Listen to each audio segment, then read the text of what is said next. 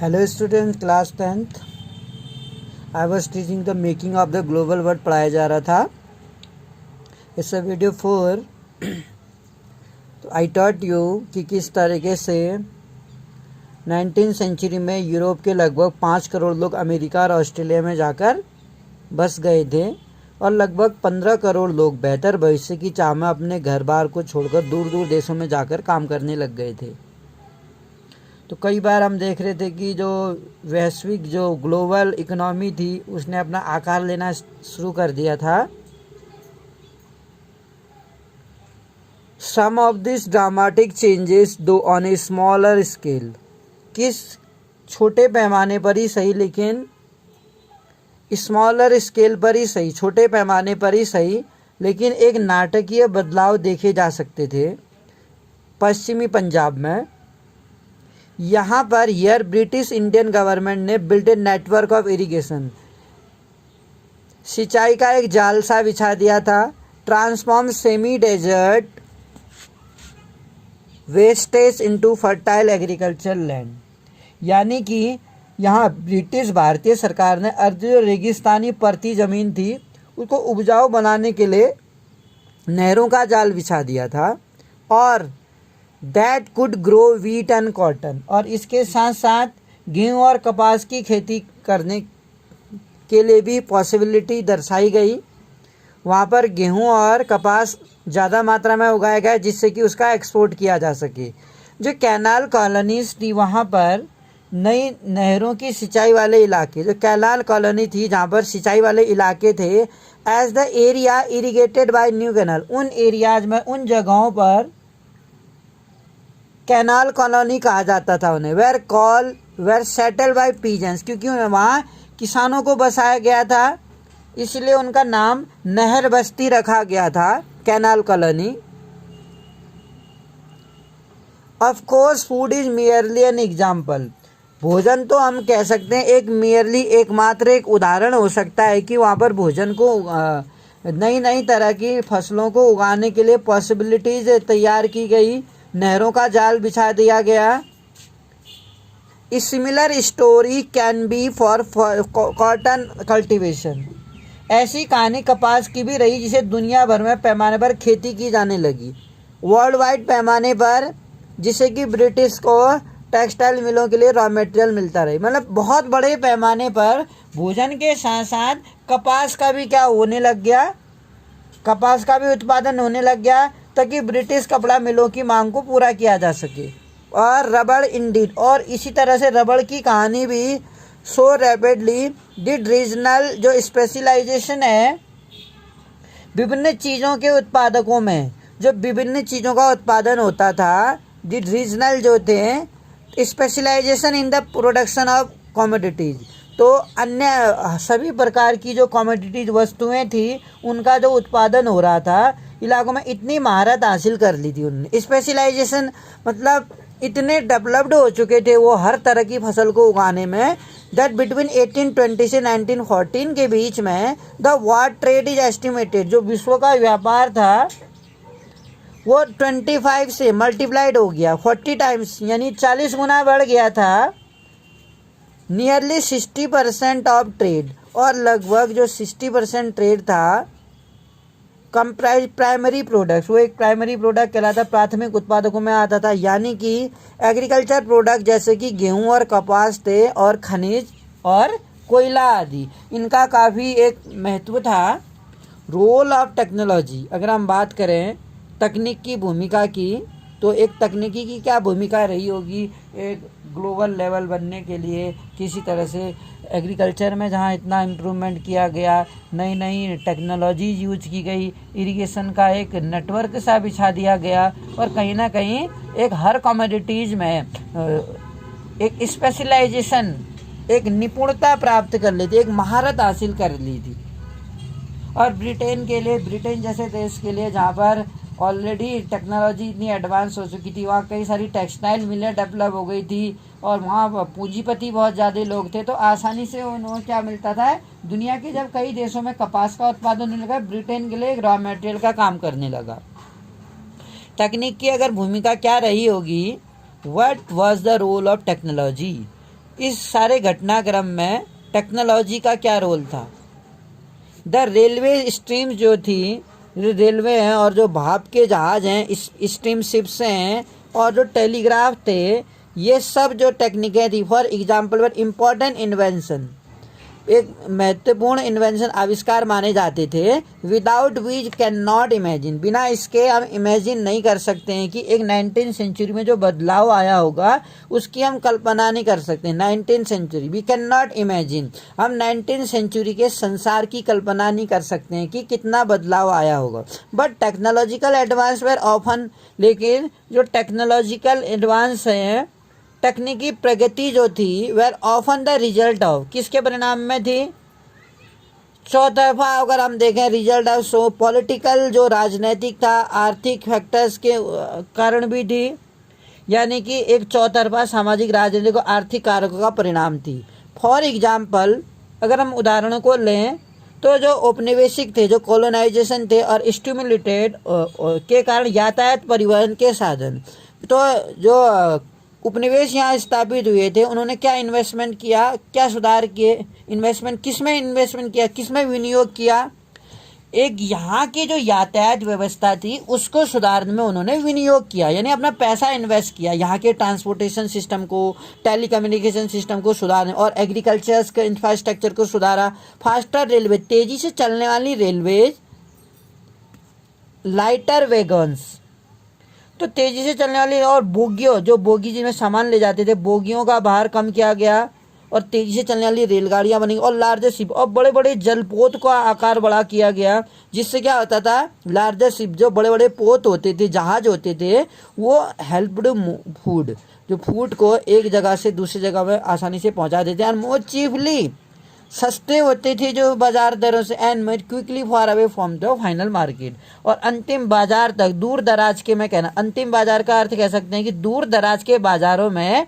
वो उत्पाद आसानी से पहुंच सकता था जो खेतों में तैयार होता था, और कम लागत में, कम ट्रांसपोर्टेशन कॉस्ट में, और काफ़ी सस्ती दरों पर लोगों को वो अवेलेबल होता था। तो किस तरीके से जो the trade in meat offer a good example of the connected process, जो मांस उत्पादक थे, जो मांस का उत्पादन करते थे, उनका जो व्यापार करते थे, यानी कि मांस उत्पादकों का जो व्यापार होता था, वो इसका एक, इस प्रक्रिया से एक अच्छा अंदाज़ा लगाया जा सकता है, एक अच्छा उदाहरण हो सकता है। टिल द 1870 के टाइम तक ये देखा जाता था कि animal were shipped live from America to Europe, जो अमेरिका से यूरोप के देशों में जानवर भेजे जाते थे जहाज के द्वारा, वो जिंदे भेजे जाते थे, यानी कि जो अमेरिका से यूरोप को मांस का निर्यात किया जाता था इसमें, and slaughtered when they arrive there. 1870 के टाइम में जो एनिमल अमेरिका से यूरोप को भेजे जाते थे उन्हें वहाँ जिंदे बेचे जाते थे, and then slaughtered when they arrive there, और उस समय फिर वहाँ जाकर उन्हें काटा जाता था, स्लॉटर्ड किया जाता था। But live animal took up a lot of space, लेकिन जो जिंदा जानवर होते थे वो बहुत ज़्यादा जगह घेरते थे। जब जहाज़ों में हज़ारों की तादाद में इन जिंदा जानवरों को अमेरिका से यूरोप के देशों में भेजा जाता था और वहाँ जाके काटा जाता था, लेकिन जब ये प्रक्रिया की जाती थी तो उस समय जो जानवरों को जहाज़ों में ले जाया जाता था तो उसे बहुत ज़्यादा जगह जो थी वो जगह घेरते थे। Many also died in voyage, और बहुत सारे जानवर तो इस लंबी समुद्री यात्रा में ही मर जाते थे या बीमार हो जाते थे, और आइदर उनका वजन बहुत घट जाता था और बिकेम अनफिट टू ईट, जिसके कारण वो खाने योग्य नहीं रहते थे। अब लंबी यात्रा के दौरान अगर कोई जानवर मर गया या बीमार हो गया या कई अलग तरह की उन्हें बीमारियां लग जाती थी और कई जगह भी घेर लेते थे वो, मीट वर हैंस, और इस तरीके से जो ट्रांसपोर्टेशन कॉस्ट था वो बहुत ज़्यादा होने के कारण जो मीट था वो बहुत ज़्यादा एक्सपेंसिव हो गया था। मांस खाना एक बहुत महंगा सौदा था, लग्जरियस बात होती थी, beyond the reach of European poor, यानी कि जो यूरोपियन के गरीब देश के जो लोग, यूरोपियन देशों के जो गरीब लोग थे, उन लोगों की पहुंच से बाहर था वो मीट खाना, क्योंकि उनके लिए एक बहुत ही महंगा साबित हो रहा था, हाई प्राइजेबल, क्योंकि उसकी प्राइजेस काफ़ी हाई थी। तो ऊंची कीमत होने के कारण, जो ऊंची कीमतें थी मीट की, इससे जो डिमांड रहती थी और जो प्रोडक्शन, जो उत्पादन होता था वो निम्न रहता था, क्योंकि जब कीमतें बहुत ज़्यादा थी और मांग कम थी तो उतना मांस का उत्पादन वो नहीं करते थे। Until the development of new technology, जब तक कि नई टेक्नोलॉजी नहीं आई थी, नई तकनीकी का प्रयोग नहीं हुआ था, नेमली रेफ्रिजरेटेड शिप, और आधुनिक नई तकनीक के आने से ये कंडीशन पूरी बदल गई। अब जो जहाज़ों में रेफ्रिजरेशन की टेक्निक स्थापित की गई, which enable the transport of perishable food, जिसके कारण जो जल्दी खराब होने वाली वस्तुएं हैं उसको लंबी दूरी तक वो आसानी से पहुंच सकती थी। अब जैसे मांस है वो जल्दी खराब होने वाली चीज़ थी, इसीलिए वो लंबी दूरी के लिए अब क्या किया जा सकता था, जल्दी खराब होने वाली चीज़ों को भी लंबी यात्रा पर आसानी से ले जा सकते थे वो। Now animal were slaughtered for food at the starting point, अब जानवरों को यात्रा से पहले ही मारा जाने लगा स्टार्टिंग पॉइंट में, इन अमेरिका, ऑस्ट्रेलिया और न्यूजीलैंड, यानी कि अमेरिका, ऑस्ट्रेलिया और न्यूजीलैंड से सब जगह पर जानवरों की बजाय अब उनका मांस ही यूरोप को भेजा जाता था। अब जैसे पहले जिंदा जानवरों को समुद्री यात्रा में ले जाते थे, जहाज़ों में पैक करके ले जाते थे, बहुत ज़्यादा जगह वो स्पेस कवर करते थे और बहुत सारे लोग बीमार हो जाते थे, जानवर या मर जाते थे, तो इससे क्या होता था, जो मांस की जो कीमत थी वो भी बहुत ज़्यादा थी और यूरोप के जो गरीब लोग थे वो मीट को उपभोग नहीं कर पाते थे। लेकिन नई टेक्नोलॉजी आई, नई टेक्नोलॉजी के आने से अब वो रेफ्रिजरेटर शिप में आसानी से जो जल्दी ख़राब होने वाली वस्तुएं हैं उसको भी हम लंबी दूरी तक ले जाने लगे। अब अमेरिका, ऑस्ट्रेलिया और न्यूजीलैंड में ही मांस को काटा जाने लगा एंड ट्रांसपोर्ट टू यूरोप, और इसके बाद कटे हुए मांस को यूरोप में भेजा जाने लगा, फ्रोजन मीट को। दिस रिड्यूज, और इससे क्या हुआ, समुद्री यात्रा में आने वाला जो खर्चा था वो कम हो गया। Lowered meat price in Europe, the poor in Europe could now consume, अब जो यूरोप के जो गरीब लोग थे अब वो भी क्या कर सकते थे, इनको इनकी खुराक मिलने लगी, मोर वेराइड डाइट, एक अच्छी खुराक मिलने लगी। डू द अर्लियर मोनोटोनी, और अब उनके पास पहले तो क्या था, केवल रोटी और आलू ही खाते थे, जैसे कि हमने स्टार्टिंग में पढ़ा, आलू अगर उन्हें मिल जाता था उनके लिए कंज्यूमिंग का एक बेस्ट ऑप्शन था। लेकिन many thought or all could now add meat, अब वो मीट खाने लगे, बटर और एग, मक्खन और अंडे भी शामिल हो गया अब उनके डाइट में।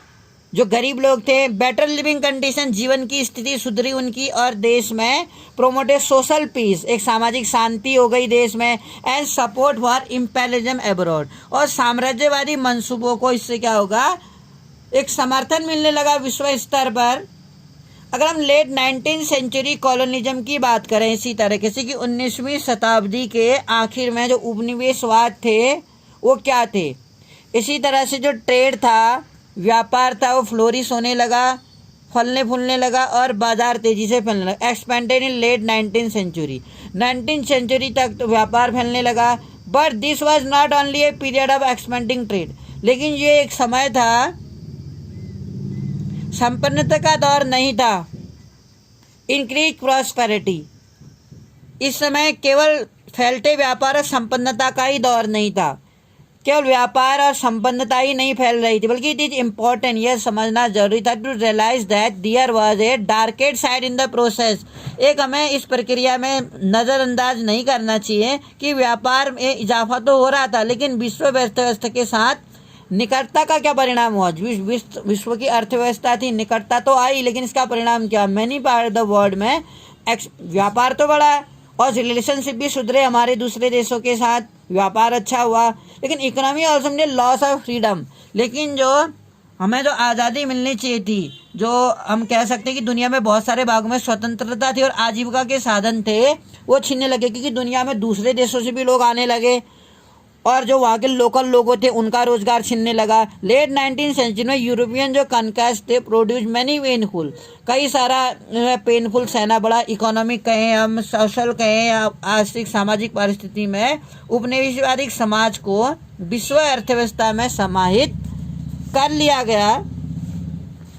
इस तरह से हम देख सकते हैं कि किस तरीके से द स्मिथफील्ड जो था club cattle show illustrate London news में 1851 का ये फोटोग्राफ दिखाया गया है, जिसमें बता रहा कि कैटल व स्ट्रेट जो जानवर थे, मेलों में किसान अपने पालतू जानवरों को लाते थे और वहाँ पर उनकी खरीद फरोख्त होती थी। द कैटल व ट्रेड एट फेयर, मेलों में लेके आते थे और वहाँ पर फार्मर्स क्या करते थे, उनको खरीदते थे या बेचते थे। One of the oldest live stock market, ये सबसे पुराना एक बाजार है लंदन का, ये सबसे पुराना पशु बाजार था, लाइव स्टॉक मार्केट था लंदन का। स्मिथफील्ड में